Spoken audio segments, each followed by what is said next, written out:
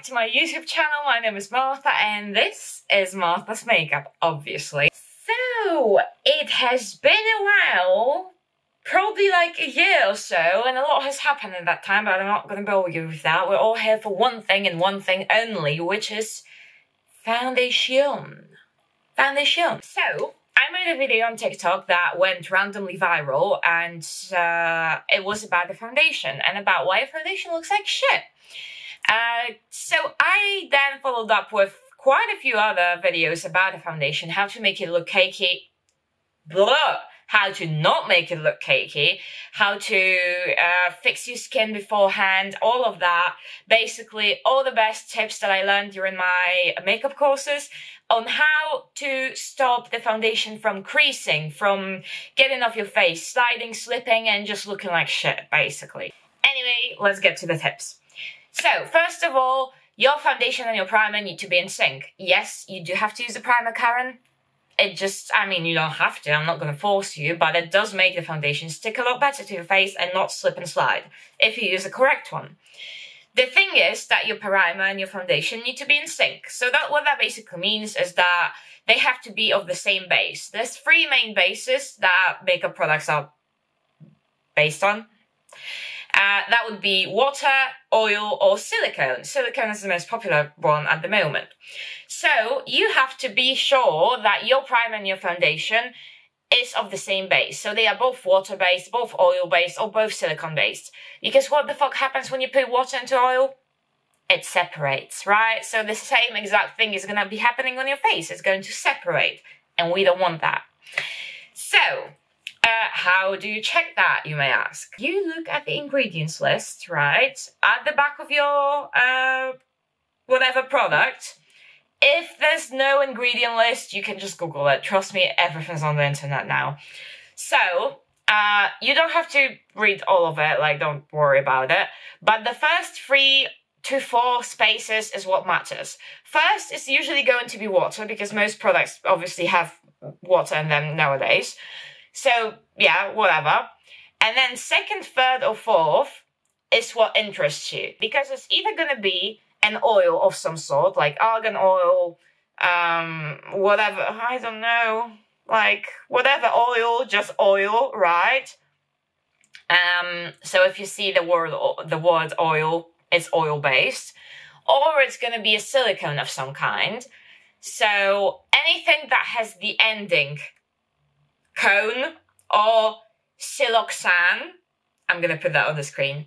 So any word that has one of those two endings is a silicone. So if you see a word with one of those two endings on the second or third space on the ingredient list, it means it's a silicone-based product. If you see nothing of this sort, so no oil, no silicone, it's water-based. Easy peasy lemon squeezy. So make sure that all of your products, not all of your product, but your products that you use on the face are of the same base. It does apply to skincare as well, and it does apply to your concealer. So it would be good to check those products as well. Now, number 2. So you already know that your products are of the same base, but they still somehow don't look the best. I've got you. I know you're bored of hearing this, but it all lies in the skincare. It really does. I swear to God, it really does. And if you don't have a proper skincare routine in place, no matter what you do, your foundation is going to look like shit. I promise you that. So what you want to do is use if you're using an acid treatment, that's obviously a daily thing. So good for you. You don't probably need any other exfoliants because acids mostly are exfoliants in itself. If you're not using any acid treatments, first of all, check out my TikTok and the series on acids that I made, because it's quite good. Might be a good thing to try. In the meantime, try a gentle chemical exfoliant every other day, twice a week, 3 times a week. Start with a lower kind of whatever frequency, and then if it works, if nothing happens, then do a higher one. Because getting rid of the dead skin is crucial when you want your makeup to look good. Let's be honest, if you've got dead skin cells on top of your face, your products are not going to melt into the skin, right? And instead of melting into the skin, they will sit on top of that dead skin. So in the end, they're just gonna look like they are a mask on top of your skin, or like little dots or whatever, because you didn't give them the opportunity to melt inside, because there was a barrier between the product and the actual skin. The barrier, dead skin cells. So you need to exfoliate and make sure you do that safely. And make sure you check out my videos on that. Yay, self-promotion. Number 3, you've got all of that covered. Then you need a good moisturizer.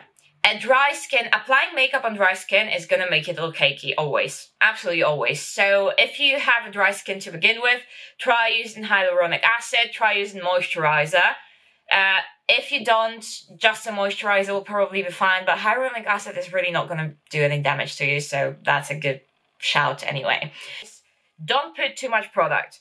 What I usually do is apply the foundation with a brush and then blend it and really get it into the pores with a sponge. Okay, so we've got all that covered, and the last but not least is the setting powder. First of all, obviously, as I said before, pick up a good one. Some of them are just shit quality and that's it.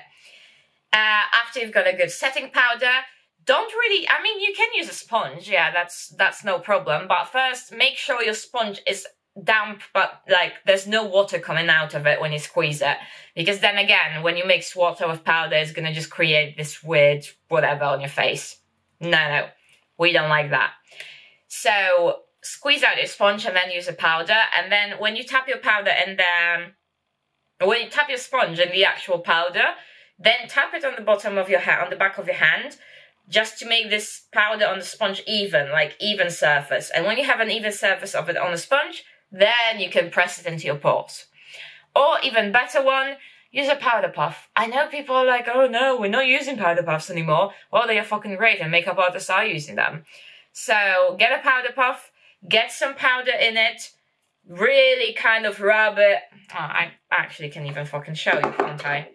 So you've got a powder puff. You want to do this and really rub the powder into the powder puff so it doesn't like fall out.